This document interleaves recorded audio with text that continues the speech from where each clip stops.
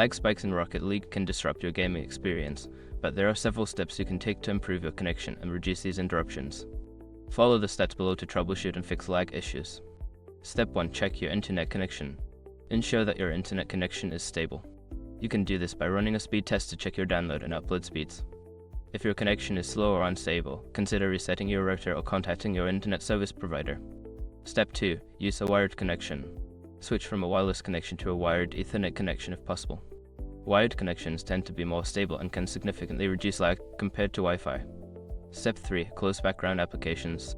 Close any unnecessary applications or downloads running in the background on your device. These can consume bandwidth and processing power, leading to lag during gameplay.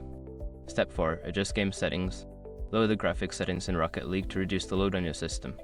This can help improve performance and reduce lag spikes, especially if your hardware is not high-end. Step 5. Change server region.